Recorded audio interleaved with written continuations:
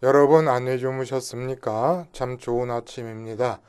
우리 2014년 8월 22일 금요일 말씀으로 드린 오늘의 번제 함께 합니다. 요한 2서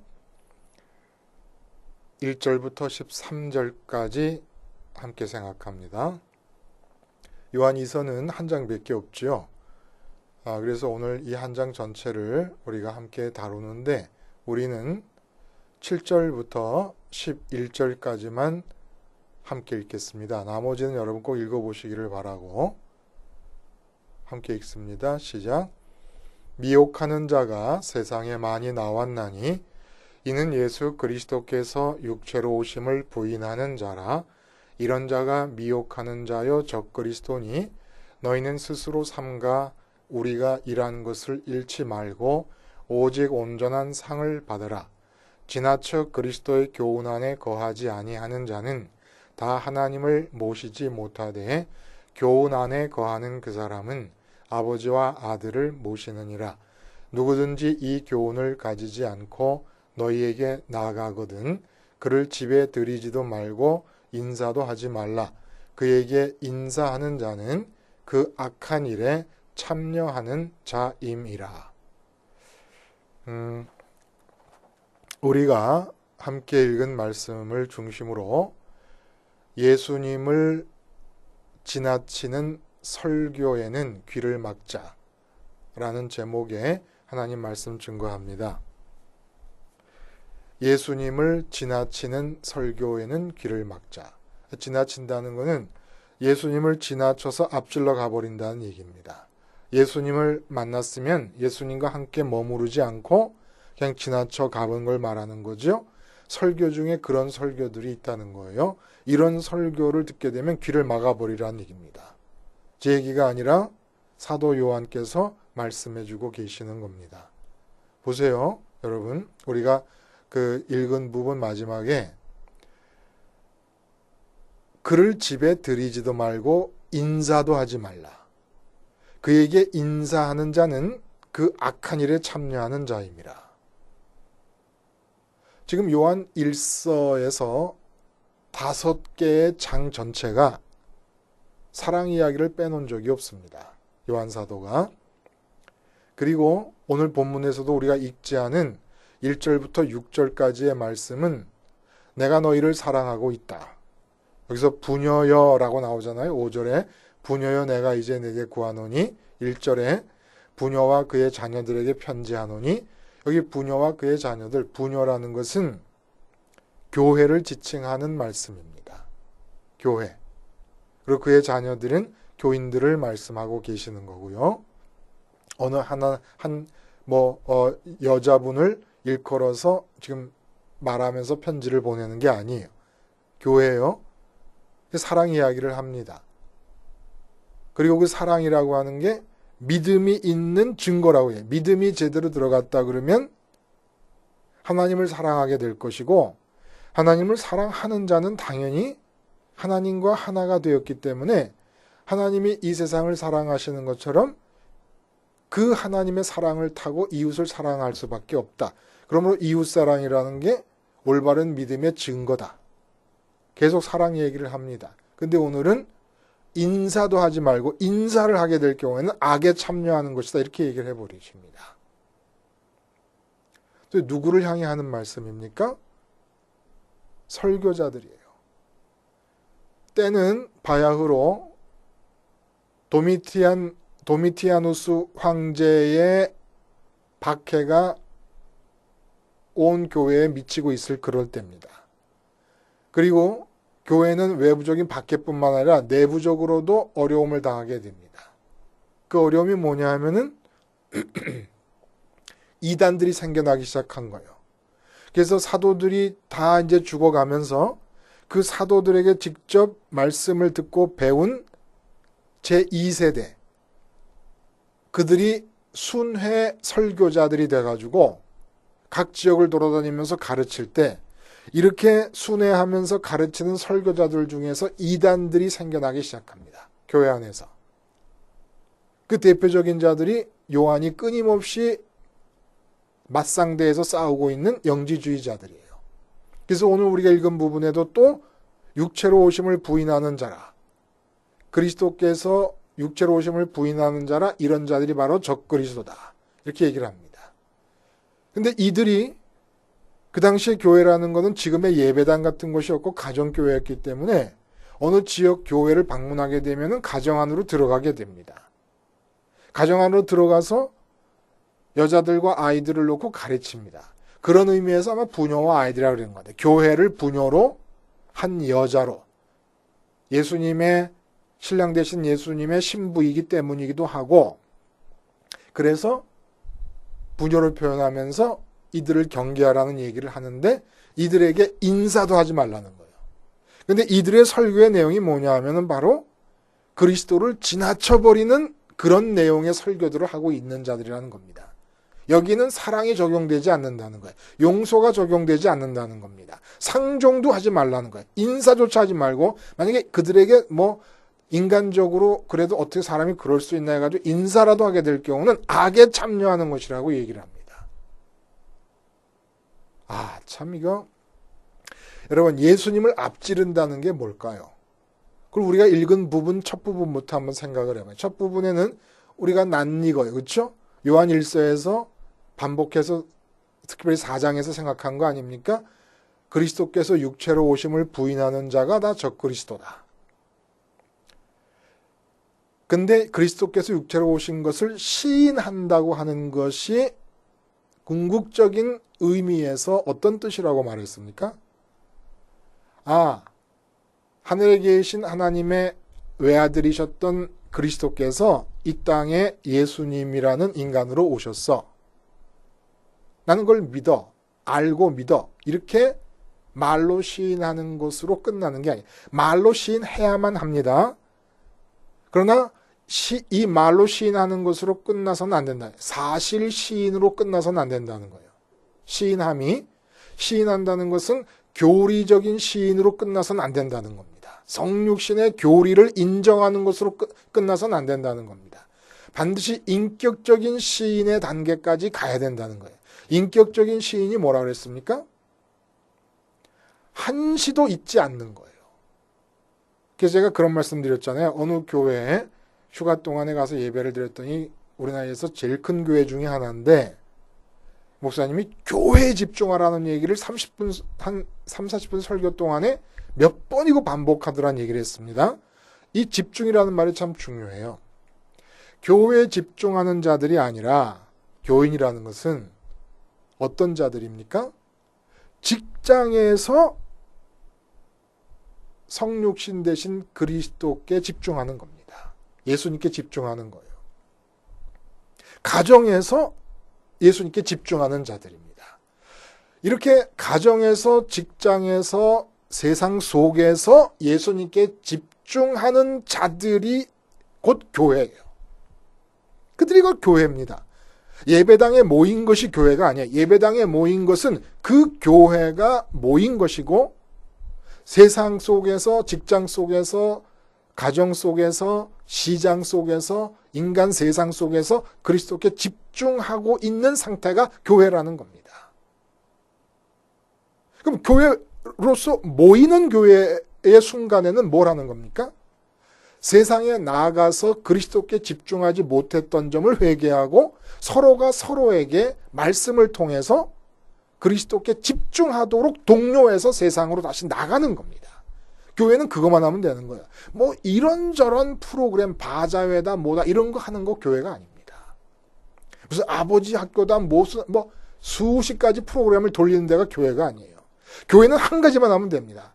우리가 세상 속에서 예수님께 집중했냐 안 했냐, 못했으면 왜 못했냐, 기도가 부족했다, 말씀이 부족했다, 예수님과의 친밀성의 농도가 부족했다, 이걸 채워서 다시 세상에 나가서 직장에서, 가정에서, 시장 속에서, 세상 속에서 예수님께 집중하는 겁니다. 이게 그런 것 같은 거예요. 직장에서 무슨 일이 생겼다. 근데 전화가 딱 왔는데 집안에서 어머니가 죽으셨다. 어머니가 돌아가셨다. 그러면 아 그래 알았어. 그리고 근무 다 끝날 때 오전에 연락받았는데 6시 근무 끝날 때까지 다 근무하고 가는 사람 아무도 없습니다. 그런 것과 마찬가지라는 거예요. 우리가 직장에서 십자가에 달려 죽으신 예수님을 마음에서 잊어버리고 망각하는 것은 이게 예수님께서 그리스도께서 육체로 이 땅에 오셨다는 것을 인정하지 않는 거라는 겁니다. 그리스도가 육체로 이 세상에 오심으로써 내가 육체로 살고 있는 이 육체의 차원의 세상에서 예수님이 십자가에서 죽으신 것보다 더 급한 일은 없는 거예요. 이걸 잊어버린다는 것은 어떤 것과 마찬가지냐면은 막 남자친구가 뛰어와서 여자친구를 만납니다. 헐레벌떡 만나요. 아, 반갑다, 좋다, 너 보니까 기쁘다 그러면서 하는 말이 뭐냐면, 어휴, 야, 오는 길에 큰일이 생겼었어. 무슨 일인데? 내가 횡단보도를 좀 일찍 파란불이 켜지기 전에 그 뭐 몇 초, 이렇게 초가 지나가잖아요. 10초, 9초, 8초 이렇게. 근데 한 3초 정도에 발을 내디뎠는데 저쪽에서 택시가 확 달려오는 거야. 근데 내가 택시에 치여 죽을 뻔했거든. 근데 뒤에 있던 어떤 아저씨가 내 뒤에서 나를 딱 밀치면서 당신이 차에 치여서 죽었어. 아유. 그리고 너 지금 만나러 온 거야. 여러분 이게 말이 됩니까? 나 때문에 뒤에 있던 알지도 못한 아저씨가 택시에 대신 치여서 죽었어요. 근데 그 아저씨 나 때문에 죽은 아저씨 현장 놔두고 가서 애인 만나는 게 말이 됩니까? 말이 안 되죠. 애인 만나는 거 까마득하게 있고 그 아저씨 병원에 태워가지고 가가지고 그 아저씨 옆에 붙어 있어야 되는 거 아닙니까? 마찬가지인 거예요. 예수님께서 2000년 전에 나 때문에 육체로 오셔가지고 죽으셨지만 2000년 전의 사건으로 끝나는 게 아닙니다. 오늘의 사건으로 내게 다가오고 있어요. 나 때문에 이름 모를 아저씨가 죽은 게 아니라 이 세상의 천지 만물의 주인이신 그리스도께서 죽으셨는데 그걸 어떤 일이 일어나면 직장에서, 가정에서, 이 세상 속에서, 시장 속에서 어떤 일이 일어나면 도대체 내가 그 일을 잊어버려도 정당할 수 있습니까? 그럴 수 없다는 거예요. 예수님을 안 믿는 사람들이 예수님을 잊어버리는 거는 당연한 얘기고 잊어버린 것이 아니라 아예 안중에도 없는 것이죠. 그러나 예수님을 믿겠다고 한 사람들 어떻게 그걸 잊어버립니까? 바로 시인한다는 게 여기까지 가야 된다는 거예요. 그러니까 우리가 예수님이 그리스도께서 육체를 입으신 분이다라는 것을 교리적으로만 시인하고 사실로만 시인하는 것이 교묘히 발전된 영지주의라는 거예요. 알고만 있는 것이지 실제로는 그것을 삶 속에서 인정을 하지 않고 있는 거 아닙니까? 부인하는 거 아닙니까? 잊어버렸다는 걸. 이것과 연관지어서 오늘 얘기를 하는 거예요. 예수님이 그리스도께서 육체를 입고 오신 분이라고 하는 사실을 인격적으로 시인하지 않는 자들이 설교를 할 때 예수님을 앞질러버리고 예수님을 지나치어버리는 내용들이 설교 속에 들어가 있다는 겁니다. 분명히 그들이 교리적으로 시인할 수도 있어요. 영지주의자들은 지금 사도 요한이 저항하고 있는 영지주의자들은 교리적으로도 시인을 안 했고 사실로서도 시인을 안 했습니다. 근데 더욱 발전된 교묘한 영지주의자들은 요즘 교회에서 볼 수 있는 그런 사람들은 교리적으로 인정하고 사실로 인정하는데 인격적으로 인정을 하지 않아요. 근데 그 인격적으로 인정하지 않으면서 교리적으로 인정하면서 교묘히 속아 넘어가려고 그러지만 사실은 우리가 무지해서 그렇고 어리석어서 그렇지 그들이 하는 설교송에는 그것을 인정하지 않고 있다는 증거들이 나타나게 되어 있습니다. 그게 바로 예수님을 앞질러가는, 예수님을 지나쳐버리는 내용들이 있다는 거예요. 그럼 오늘 본문에 나오는 예수님의 교훈을 지나쳐버린다는 게 뭡니까? 그리스도의 교훈을. 우리가 이제는 설교를 들을 때 지금 설교하는 분께서 말씀을 전하는 분께서 그리스도의 교훈을 지나쳐버리고 있느냐 아니면 그리스도와 함께 그리스도를 따라 움직여가고 있느냐 설교 속에서 그걸 우리가 알아내야 되고 만약에 그리스도를 지나쳐버리는 그런 설교의 내용들이 포함되어 것이 분별되면 인사도 하지 말아야 된다는 겁니다. 사도 요한의 얘기는. 그러니까 그리스도의 교훈을 지나쳐본다. 그리스도의 교훈이 뭐예요? 참 이해가 안 가는 점이 뭐가 이해가 안 가냐면 주석서들을 제가 몇 권을 보는데 그리스도의 교훈이 무엇을 말하느냐를 가지고 여러 학자들이 서로 논쟁을 벌여서 1번이라고 말한 사람, 2번이라고 말한 사람 이렇게 구분이 된다는 거예요. 저는 그걸 이해를 못하겠어요. 제가 무식하고 어리석고 무지해서 그런지 그런 논란이 일어난다는 것 자체를 이해를 못해요. 여러분은 뭡니까? 그리스도의 교훈이 뭡니까? 논란은 이렇다는 거예요. 그리스도께서 입으로 말씀하신 교훈이냐 아니면 그리스도에 대한 교훈이냐 이걸로 갈라진다는 거예요. 이게 갈라질 일입니까, 여러분? 예? 보세요. 요한복음 8장에 예? 뭐라 그랬습니까? 예수님께서 요한복음 8장 18절에 내가 나를 위하여 증거하는 자가 되고 나를 보내신 아버지도 나를 위하여 증거하시느니라.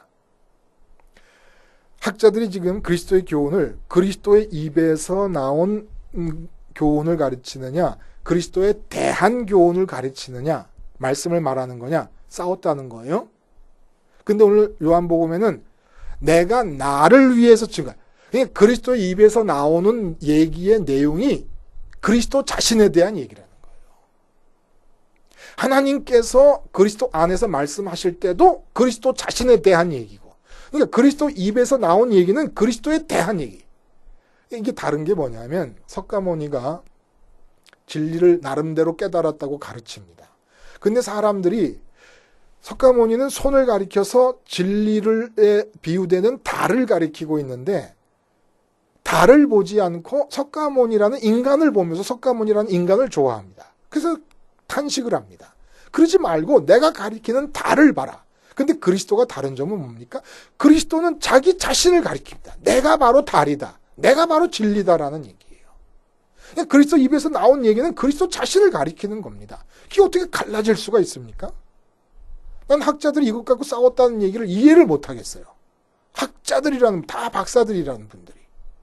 어쨌든 자 그리스도가 그리스도 자신에 대해서 얘기했어요. 그러니까 교훈의 내용은 뭡니까? 오늘 본문에서도 그리스도께서 육체를 입고 오신 것을 부인한다 그랬어요. 그러니까 하늘에 계시던 분이 땅에 내려 육체를 입으셨어요. 육체를 입으신 분이 십자가에서 죽으셨어요. 십자가에서 죽으신 분이 부활하셨어요. 부활하신 분이 승천하셨습니다. 승천하신 분이 다시 오실 거예요. 이 예수님의 생애의 동선이 바로 그리스도의 교훈입니다. 이 교훈을 우리가 기억할 때에 우리 마음이 그 교훈, 예수님의 생애로서의 교훈, 예수님의 생애 동안의 동선으로서의 그 교훈, 그 교훈에서 예수님이 움직이신 대로 우리 마음이 따라가는 것이 예수님을 지나치지 않는 거라는 겁니다. 예수님의 생애의 동선이 교훈이에요. 그 교훈을 우리가 기억하고 있을 때 그 교훈, 예수님의 생애 속에서 예수님이 움직이시는 대로 따라가게 되는 겁니다. 근데 이걸 따라가지 않고 지나쳐버리는 자들이 있다는 거예요. 설교 속에서. 구체적인 예를 들어봐요, 이제. 자, 직장에서 문제가 생겼습니다. 인간관계, 사장님하고도 동료 직원들하고도 또 손 아래 직원들하고도 잘 안 돼요. 그러면 이제 서점에 나가서 인간관계를 잘할 수 있는 것에 관한 가르침을 주는 책을 이렇게 읽습니다. 근데 이제 그게 교인들의 관심이 그런 거를 알고 보니까 목사님께서 그걸 포착하셔가지고 인간관계를 잘할 수 있는 법 해갖고 먼저 상대방의 이야기를 경청해라. 그리고 상대방의 요구를 파악해라. 이런 식으로 얘기를 합니다. 이게 바로 예수님을 지나치는 거예요. 좋은 아버지가 되기 위해서는 어떻게 돼야 되느냐. 자식과의 의사소통에 힘을 기울여라. 자식 세대가 갖고 있는 관심에 눈을 떠라. 그리고 마지막에 하나님께 기도해라. 이렇게 얘기합니다. 이런 설교를 하는 설교를 들으면 귀를 막아버리고 그런 목사님에게는 인사도 하지 말라는 얘기입니다. 왜? 그리스도의 교훈을 지나치는 것이고 그리스도의 교훈이라고 하는 내용이 되는 그리스도의 생애 속에서 움직이시는 그리스도를 앞질러 가버리니까. 그러면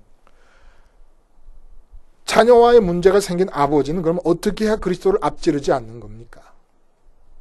어떻게 해야 됩니까? 자녀 앞에서 그리스도께서 육체를 입고 이 땅에 오신 것을 기억하는 겁니다.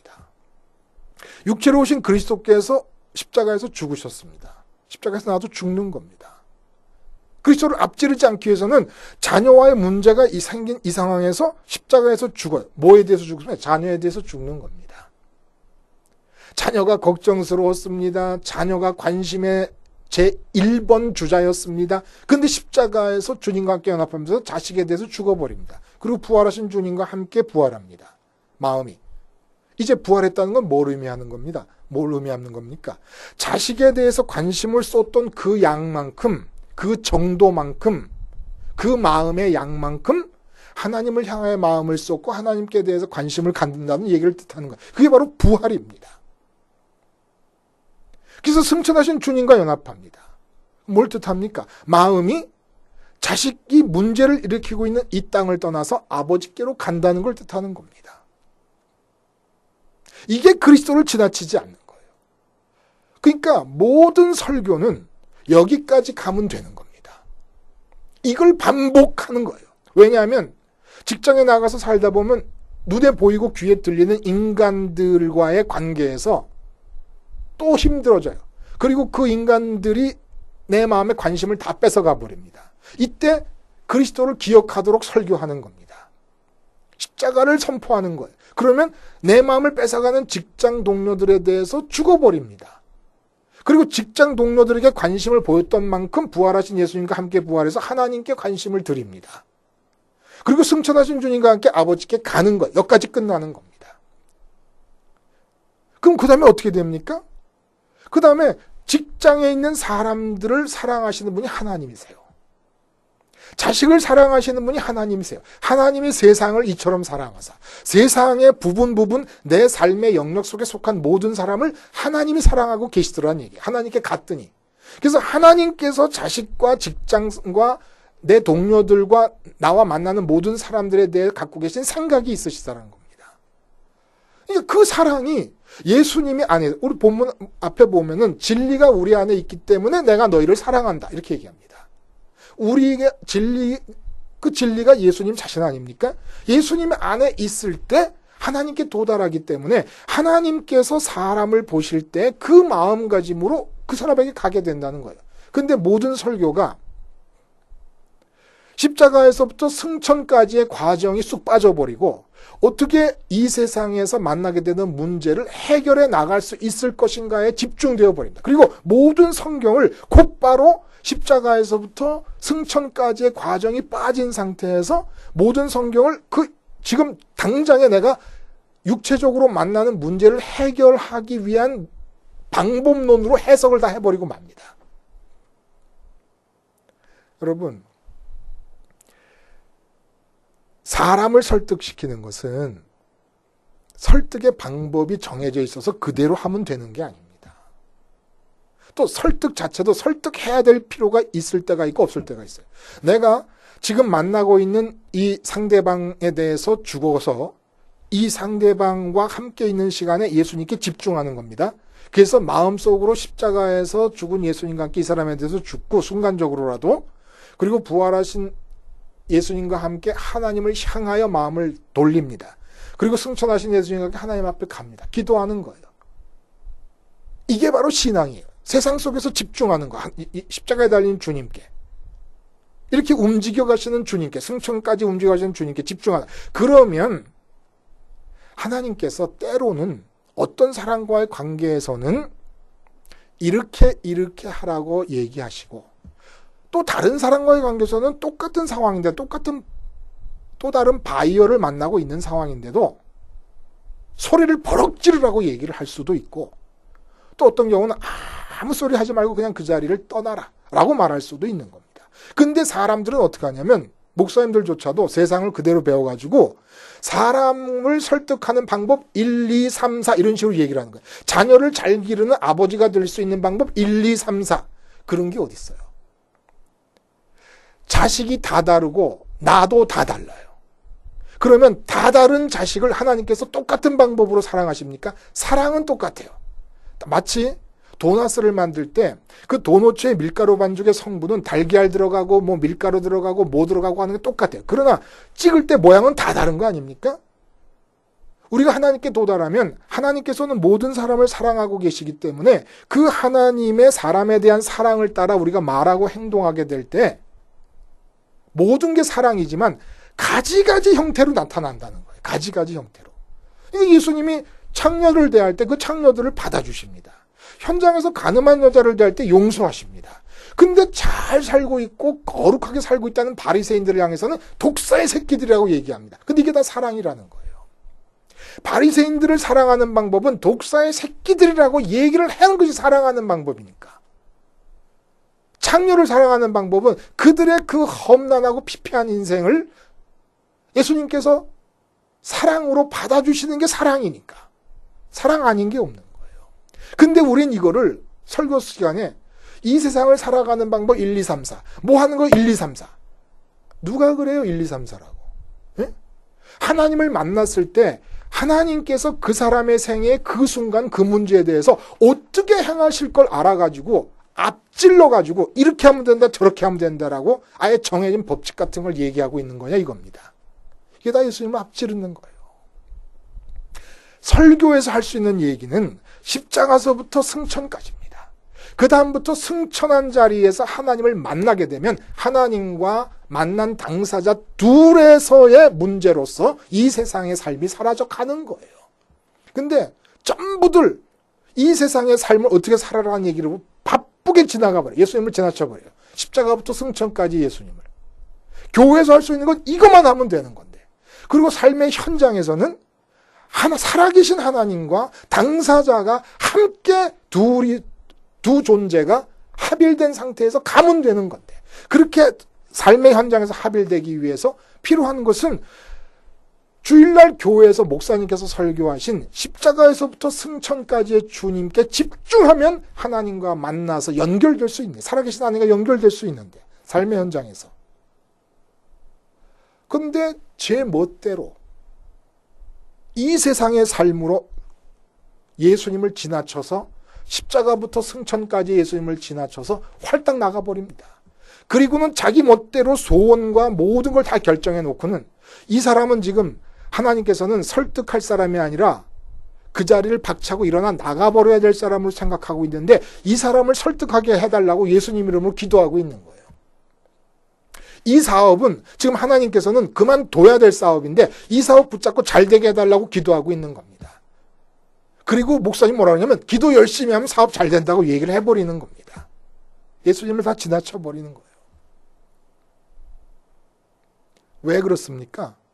목사님들의 관심도 마음이 하늘에 계신 하나님을 내 기업으로 삼는 관심이 아니라 이 땅에서 어떻게 성공하느냐, 어떻게 큰 예배당을 짓고 어떻게 많은 숫자를 끌어모으느냐가 관심. 이 땅 위에서 목사님의 소망이 있기 때문에 교인들도 이 땅에서의 삶이 소망인 줄 알고 설교를 하니까 예수님을 지나쳐버리고 앞질러버리는 설교들이 나오고 있다는 겁니다.